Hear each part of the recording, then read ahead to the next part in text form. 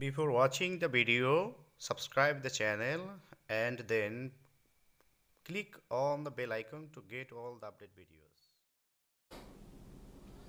Hello dear students, welcome to English Hospital 24 channel. I hope all of you are very fine and I'm fine too. Today I'm going to teach you about an important topic which is antonyms and synonyms of some English basic words which is very much essential in your daily English, in your everyday English. So you need to learn this topic very carefully and very attentively, and you can write down these words in your note paper or in your diary.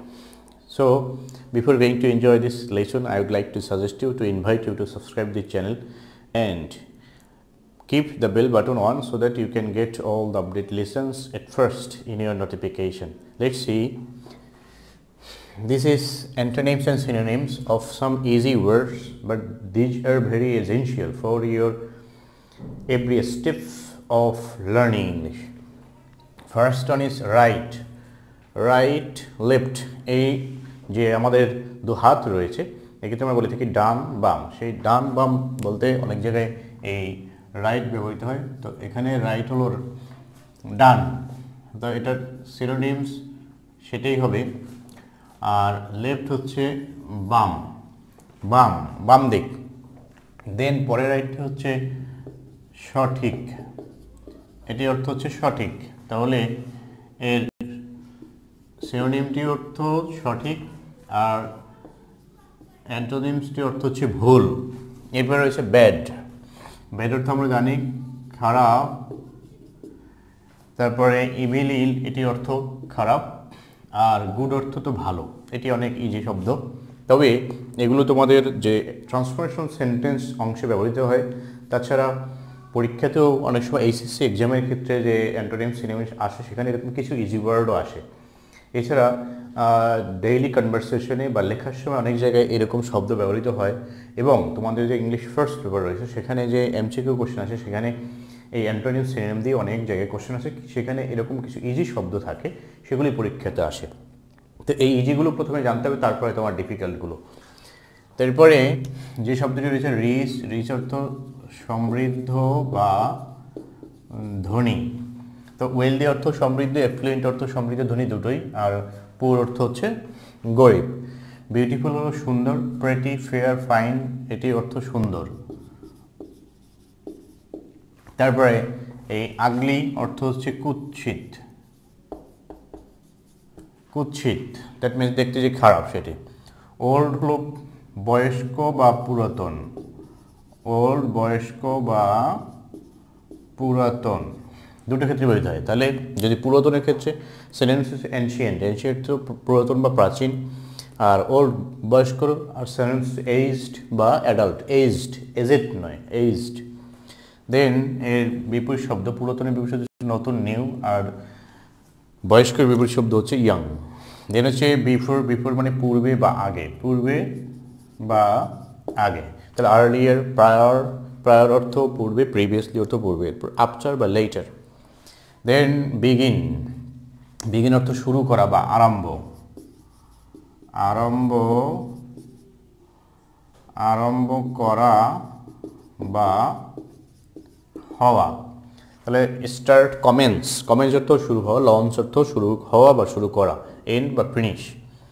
On হলো চালু বা উপরে, এটি উপরেও বোঝায়, on চালু করাও বোঝায়। তাহলে ওভার, ওভার অর্থ উপরে। আর যদি বিপরীত শব্দ এটি চালু হয় তাহলে of, on of, on of. যদি উপরে হয় তাহলে এর বিপরীত শব্দ হয় আন্ডার। তারপরে হচ্ছে অপোজিট। অপোজিট হচ্ছে বিপরীত, বিপরীত। এর সিনোনিমস হচ্ছে কন্ট্রারি। কন্ট্রারি অর্থ বিপরীত। তারপর হচ্ছে কন্ট্রাডিক্টরি। কন্ট্রাডিক্টরি অর্থ বিপরীত।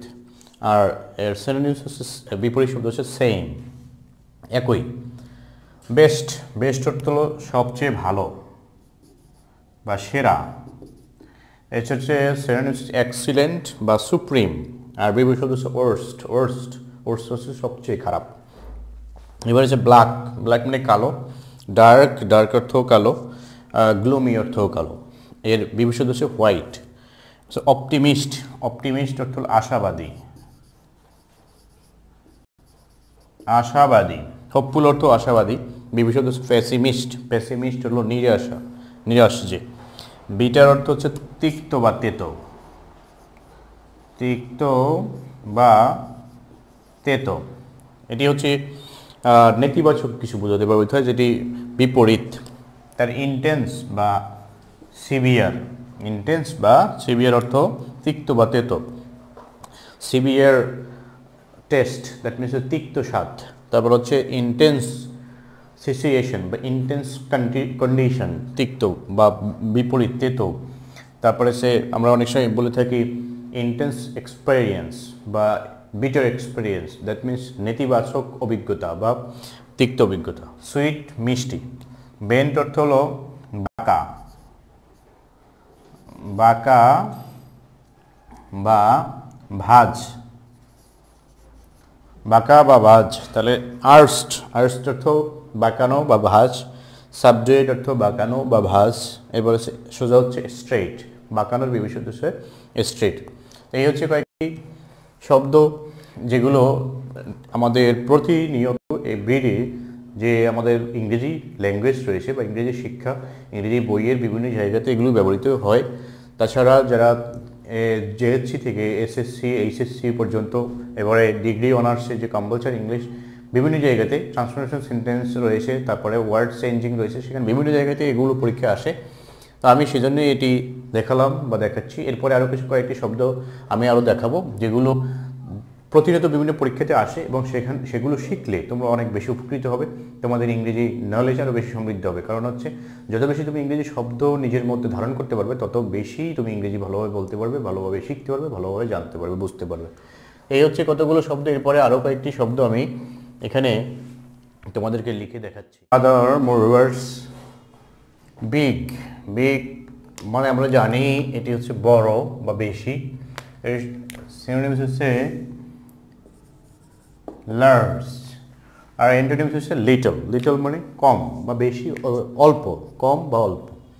ব্লেম মানে দোষ, দোষ বা অপরাধ। কন্ডেম, ক্রাইম, দুটো অর্থই হচ্ছে দোষ দেওয়া বা দোষ, অপরাধ সেগুলো। তাহলে বিপরীত শব্দ হচ্ছে প্রেইজ, প্রেইজ মানে প্রশংসা। সুনাম, সুনাম বললে সুনাম বা ফেম, ফেম।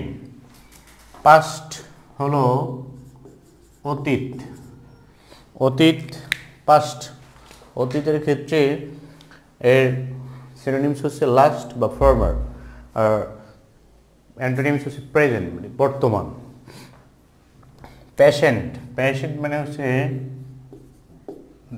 ধৈর্যশীল। প্যাশেন্ট মানে রোগী হয় আবার, তো এখানে হবে ধৈর্যশীল। তাহলে প্যাশেন্ট, এন্ডিউরিং, টলারেন্ট, এ দুটো অর্থ ধৈর্যশীল। ইমপ্যাশেন্ট অর্থ হচ্ছে অধৈর্যশীল, অধৈর্য। পার্মানেন্ট, পার্মানেন্ট মানে হচ্ছে স্থায়ী, স্থির, যেটিকে আমরা বলে থাকি স্থায়ী অথবা স্থির। এর সিনোনিমস হচ্ছে স্টেবল বা ফিক্সড, স্ট্যাটিক। স্ট্যাটিক অর্থ হচ্ছে স্থির, স্থায়ী। আর অ্যান্টোনিমস হচ্ছে টেম্পোরারি, টেম্পোরারি মানে ক্ষণস্থায়ী। তারপর প্লেন্টিফুল, প্লেন্টিফুল মানে বেশি বা প্রচুর, বেশি বা প্রচুর। ইমেন্স, ইমেন্স অর্থ বেশি, অ্যাম্পল অর্থ বেশি, মাছ অর্থ বেশি। স্কেয়ার্স, স্কেয়ার্স মানে অল্প, দুষ্প্রাপ্য, যেটি কম। এখানে আমরা লিটলও ব্যবহার করতে পারি, লিটল।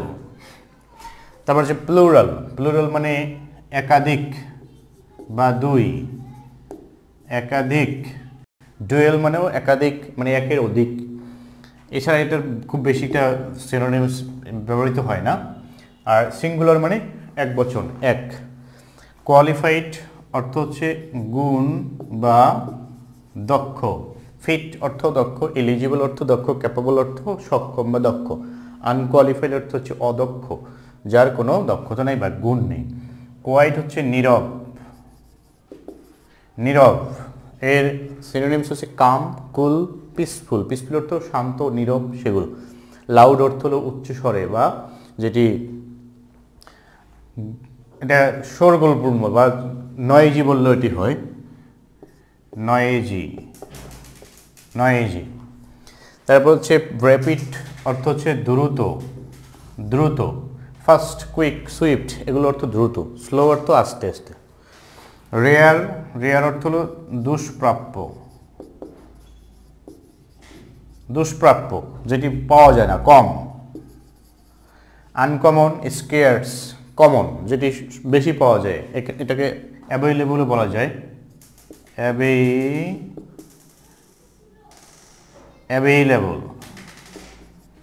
অ্যাভেইলেবলও বলা যায়, সহজ প্রাপ্য যেটি। রিয়েল অর্থ হলো বাস্তব বা সত্য, বাস্তব অথবা সত্য। ট্রু, অ্যাকচুয়াল, রাইট, কারেক্ট এগুলো অর্থ হচ্ছে সত্য, সঠিক। ফেক মানে ভুল, মিথ্যা, বানোয়াট সেটি। রেগুলার, নিয়মিত বা শৃঙ্খলিত বা শৃঙ্খলা। অর্ডারলি, স্মুথ, ইকুইয়েবল মানে যেটা সমান করা যায়, নিয়মিত হয় সেটি। আর ইরেগুলার, অনিয়মিত, যেটি অর্ডারলি নয়। রেইজ মানে তোলা বা বৃদ্ধি, এটি। এরপর হচ্ছে খাড়া, উঁচু বলা যায়। রেইজ ডট দিয়ে যে বলা হয় আমরা। তো এর সিনোনিমস হচ্ছে গ্রোথ, ইনক্রিজ, ইরেক্ট অর্থ খাড়া বা উঁচু। আর লোয়ার মানে নিচু, লেভেল অর্থ সমান। তাহলে এই উঁচু, নিচু বা খাড়া, বৃদ্ধি এর ক্ষেত্রে লোয়ার বলা যায়। তারপরে লেভেল, এরপরে ডিক্রিজ, যদি এটি আমরা রেইজ বৃদ্ধি বুঝি তাহলে ডিক্রিজ বললে হবে এটি। এখন সেন্টেন্সে কোন জায়গায় কী অর্থে ব্যবহৃত হচ্ছে বা আমি কোন অর্থে ব্যবহার করছি সেই অনুযায়ী এই শব্দগুলো ব্যবহৃত হবে। তো এই শব্দগুলো হলো দৈনিক ব্যবহৃত যে ইংরেজি রয়েছে সেখানে সবচেয়ে বেশি ব্যবহৃত শব্দ, এবং পরীক্ষায় যেগুলো আসে তার মধ্যে যেগুলো খুব পরিচিত শব্দের মধ্যে থেকে আসে সেগুলো এর মধ্যে থেকে তোমরা কমন পাবে। তো এই জন্য এই শব্দগুলো তোমরা খুব ভালোভাবে পড়ে রাখবে। তাছাড়া those who want to learn spoken English need to enrich their vocabulary store. That's why you should go through this topic and you should memorize these words to enrich your vocabulary store so that you can use these words in time of spoken English, in time of speaking English with your friends and with your colleagues. And these words will help you to improve your spoken power and improve your free handwriting skills also, because those who want to learn English, they should enrich their vocabulary store first, and this is the first and foremost topic and foremost tricks, foremost rule to learn English, to learn basic English, to develop speaking English, to develop free handwriting skill. So I would like to suggest you to memorize these words again and again, so that these words can be erect or can be stored in your memory for your future life. So I think that this lesson will be very much essential, very useful for all types of students. If you like this video, you can share this video lesson or the link of this YouTube channel with your friends and near and dear ones, and you can share the link of this video or the YouTube channel in your Facebook timeline and other groups. So I wish you bright future, I wish you golden future. I would like to thank you all, those who have subscribed the channel. Thanks for watching. Thanks to all.